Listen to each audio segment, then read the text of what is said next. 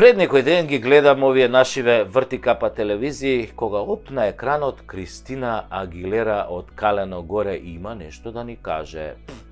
После 100 изјави дека сад или никад не се мешаат во внатрешните работи и органи на Севернавани, а се мешаат ко свекрва на снаа у тенџерето што се меша. Таа излезе да го праша Мицковски што ќе им понудил на граѓаните после победата. Да им кажел уште од сега како ќе го решал прашањето со бугарите. Ја мајката! Ај што отворено застанувате на страна на криминалците од СДС и ДУИ, туку и нели не се мешате во внатрешните работи со услови од типот ајде кажи сите да чуеме па да знаеме кај да те заебеме. Па, господја Агилера, ако ова не е мешање, не знам што е. Поише мешање има у Тетово ноќен бар или ајвар ко се прави, ама вие си знаете кај се не мешате. Како второ, отворено застанувате за корупција и криминал што се гледа од кинескиот зид, дури ако се опулиш убаво и оддалеку, а нели се борите као против корупцијата. Ама кога човек ја види генезата на главните ваши газди, демократите на чело со дедо Педо Џо звани Бајденчо Најденчо или по српски Стара Саплетуша, ништо не може да не изненади. Со еден збор, владавина комунизма или катаклизма комунизма. Си ги форсирате своите комуњарите и марксистите ленинисти.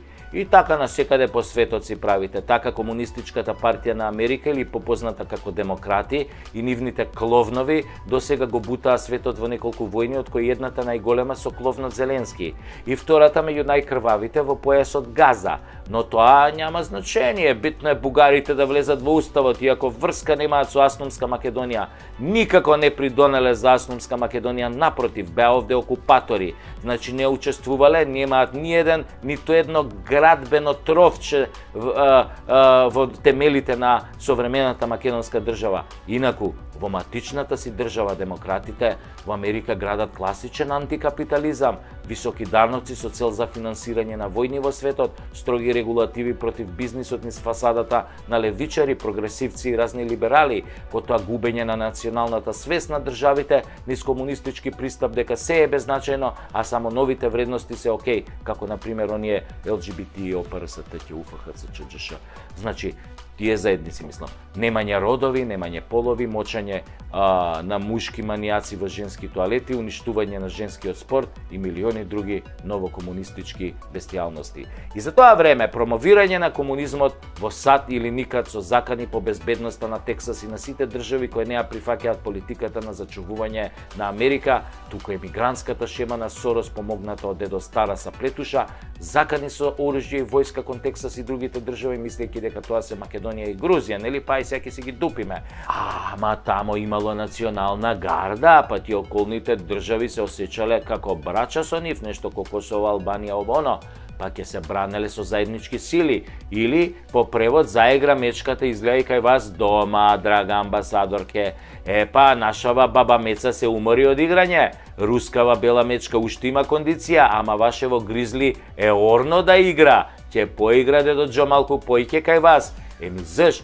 Еми така, најубаво се играло дома на крајот. И те молја без несразмерна сила кон Тексас, кој што не дупевте нас у Арачиново. Немој да си се излажал да употребиш тешка артилерија. Ќе си го примиш, аберо, тексашани, културно и достоинствено, ќе апниш еден локум, што им го извезовме од Крушево, една тулумба поголема, и ќе фатиш джадено за Вашингтон, и ќе му се извиниш на Трамп, што го оплечка пред 4 години, а ние сами ќе им се извиниме на СДС и ДУИ во мај. А месец мај е месец кад јебе чика јова змај. Ај сеа, амбасадорке, глеј си тоа Тексасот и не паламуди.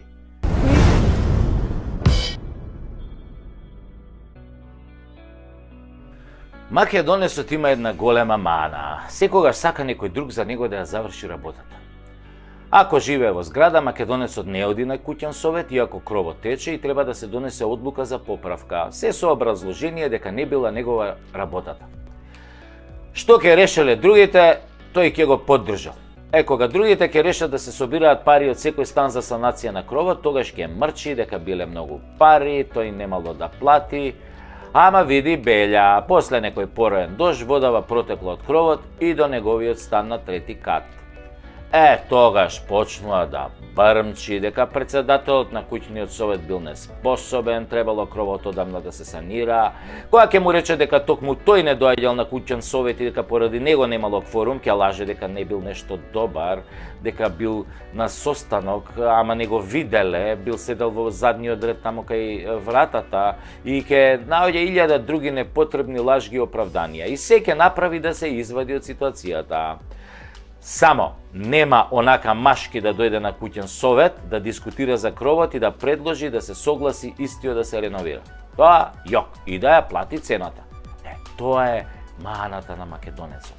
Сака некој друг да му ја заврши работата, а тој ниту да ја плати цената, ниту да ја понесе одговорноста. Народски кажано, македонецот сака да се секса, ама не ќе да му влезе. Ако може се да му е потаман и оргазам да има на крај, ама да не го спомнуе никој.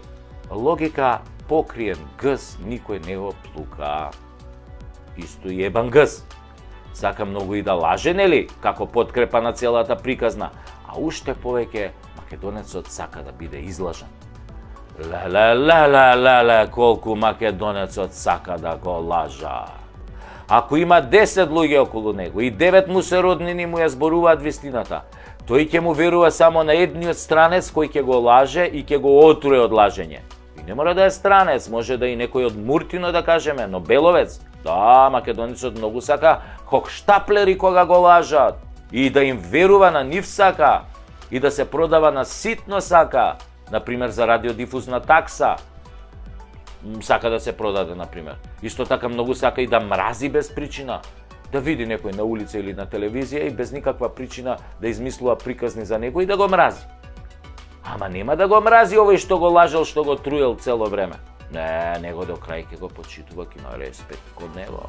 И на крајот кога ќе дознае големата лага, кога ќе дознае колку бил лажен од овој, пак ќе му верува, мислејќи дека сепак нешто ќе ќари од тоа што ќе му верува и понатака. Тоа дека е генерално ситна душа и дека е плашлив, се можеш да му направиш, нема да се побуни. Нема да дојде пред влада и да истури лајна од некоја фарма за свињи кој сега французини што ја посипаа тамо, што беше тоа, Елисејска палата, што беше тоа што го посипаа со говнарка една, им пуштија тоа, собраа говната како околни весела со септири, и ја пуштија. Нема тоа да го направи македонецот. Па сите да дознаат дека не е инженер со лажна диплома, туку земјоделец кој чува свињи. Да, македонецот се срами од себе, од тоа кој и што е, се срами од честноста. Подобро купена лажна диплома отколку честно да заврши средна школа. Мрази честна работа до душа и се восхитува на криминалци и лажговци. Ке се искрши да се поздрави со некој политичар, ке се лигави ако треба и ке премолчи кога истиот ке се удвара на жена му, ама нема да најде сила во него да му залепи во очи дека е криминалец и дека бил излажан од него 100 пати. Македонецот исто така побрзо ќе отиде на викенд отколку да си ја смени судбината на избори, да излезе и да гласа, да кажеме, како човек, како човечко суштество. Достоинствено и гордо. Одиш и со пенкалот им кажуваш на предавниците и лажговците дека им дошол крајот.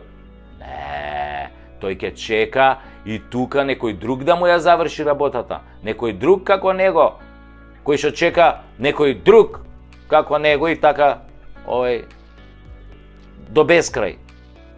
И така, на тој начин нема да излезат ни 20% на гласање и лоповите ќе си останат на власт. И предавниците ќе останат на власт и ќе сотрат се живо во земјата со својот грабеж и рамилак.